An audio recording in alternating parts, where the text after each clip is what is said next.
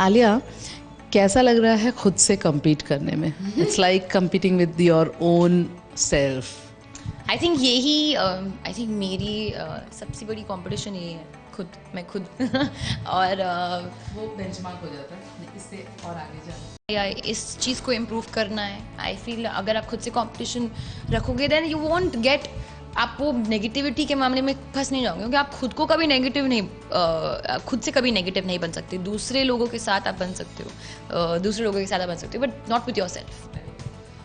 जब ये फिल्म देखकर बाहर निकले आप, जब पहली बार आपने ये फिल्म देखी थी, तो what was your reaction towards it? क्योंकि हम सबसे बड़े क्रिटिक खुद के होते हैं। सी डेफिनेटली अगर मैं खुद की कभी परफॉर्मेंस देखती हूँ तो मेरा ये कभी कभी पॉइंट्स होता है कि ये ठीक से करना चाहिए था, ये बेटर हो सकता था, ओ ये सीन नहीं है, वो scene, I always do that.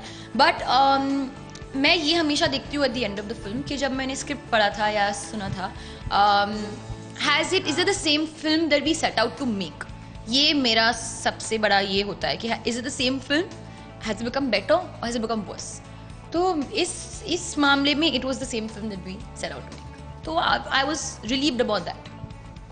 उस बात की मैं खुशी थी मुझे। जब शाहरुख ने ये कहा था इंटरव्यू में उस दिन कि हमें आलिया के साथ we have to match up her steps, क्योंकि वो इतनी अच्छी एक्ट्रेस है कि हमें उसके साथ काम करने से पहले हमें सोचना पड़ेगा कि हाँ, हम उस काबिल हैं या हम उसके साथ काम कर सकते हैं। कैसा लगता है आलिया, इस इतनी कम उम्र में इस तरह का कॉम्प्लीमेंट्स, वो भी जो स्टार्स हैं, जो इतने सालों से इंडस्ट्री को जिन्होंने होल्ड किया हुआ, इस तरह की compliments? I don't know, I think बहुत अजीब सी फीलिंग है। आप मानोगे नहीं, बट जब लोग कुछ कहते हैं तो मैं बस थैंक यू बोल के मैं it's not like I disregard it, पर मैं निकाल देती हूँ। और ये आई थिंक मेरे लिए बहुत इंपॉर्टेंट है, या किसी के लिए बहुत इंपॉर्टेंट है, कि आप जो भी कॉम्प्लीमेंट या पॉजिटिविटी आपको मिल रही है उसको ज़्यादा सीरियसली ना ले, क्योंकि उस मामले में क्या हो जाएगा, तो आप क्रिटिसिज्म को भी बहुत सीरियसली ले लोगे। तो मैं क्रिटिसिज्म को भी वैसे ही लेती हूँ। If I feel it's make sense तो मैं उसे अंडरस्टैंड करती हूँ।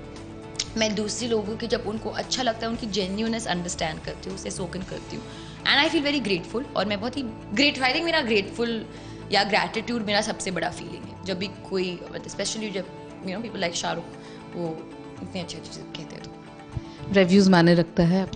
आई think as important as I think film पे देखिए, रिव्यू भी एक ओपिनियन है, तो अगर सबके ओपिनियंस आपके लिए मायने रखते हैं देन ऑफ कोर्स रिव्यूज़ भी मायने रखेंगे।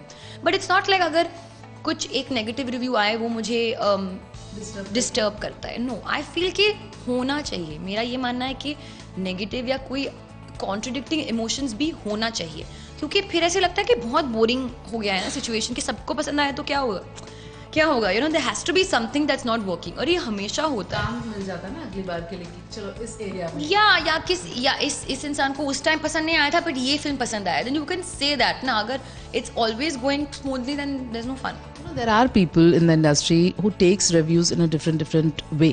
Like अमिताभ बच्चन ने एक बार कहा था कि वो अपने रिव्यू को, एक बार पेपर में आया था, and he has cut that piece of paper, उन्होंने अपने स्टडी टेबल में वो रखा था, और वो कंपटीशन था उनके लिए। किसी ने ये कहा था कि मैंने अपने आप को रूम में बंद कर लिया था 2 दिन के लिए। तो आलिया क्या करती है अगर रिव्यू कभी ऐसा लगे कि नहीं, it's not what I had? Nothing. I read it and then I move on. I don't get very serious about it.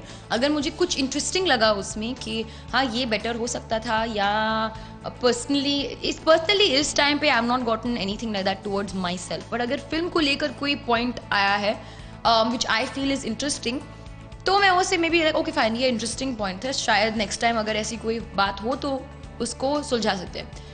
But कभी कभी लोग जो नेगेटिव बोलते हैं, आपको लग रहा है कि लोगों को लग रहा है नेगेटिव है, मेरे लिए एक्चुअली वो पॉजिटिव है। जैसे कि बहुत सारे लोगों ने कहा कि आप इनिशियली इस कैरेक्टर को पसंद नहीं करते हो, कायरा के कैरेक्टर को पसंद नहीं करते हो क्योंकि वो बहुत ही टेढ़ी है।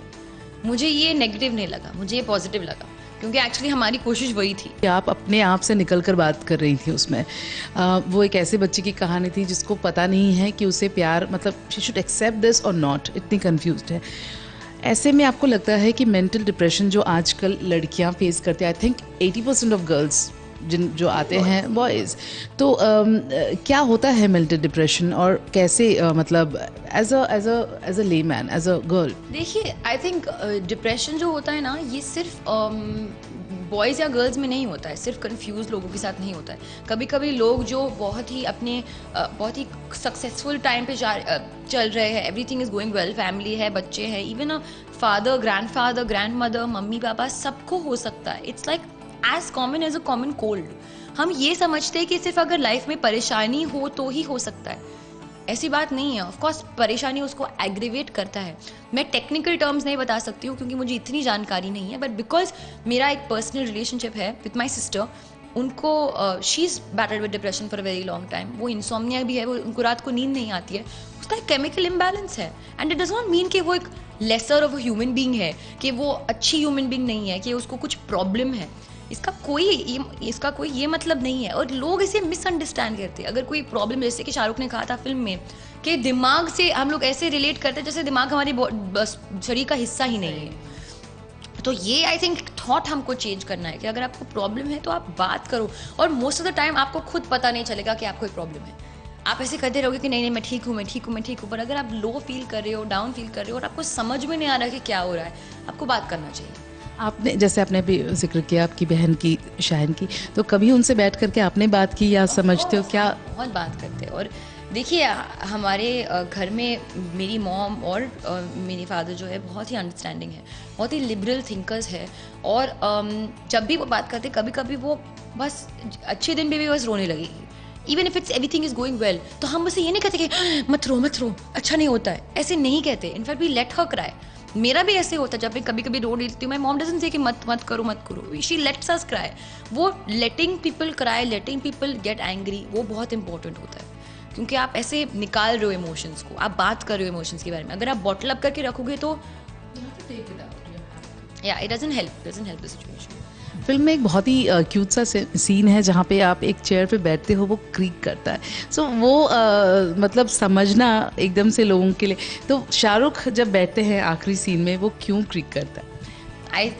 सब लोग मुझे यही पूछ रहे हैं। या बिकॉज एक्चुअली वो कनेक्ट कर रहे हो थॉट को। उन्होंने कहा था कि it only creeks when you really like someone and you can't do anything about it. और फिर आयरॉनिकली जब वो बैठते, और उन्होंने कहा था कि मेरे साथ नहीं क्रीक करता, और फिर ही सिट्स ऑन इट और फिर उसके साथ क्रिक करता है। So it's like we leave it up to the audience. या we leave it up to the audience. आप जो समझना चाहते हो वो समझ लो। एक कोइंसिडेंस भी हो सकता है, एक फीलिंग भी हो सकता है, व्हाटएवर यू फील। तो अभी तो अवार्ड्स बिल्कुल पास में है, राउंड द कॉर्नर। और जैसे कि मैंने शुरुआत भी की थी कि मतलब खुद से ही कंपटीशन है। इस साल उड़ता पंजाब भी है, इस साल डियर जिंदगी भी है।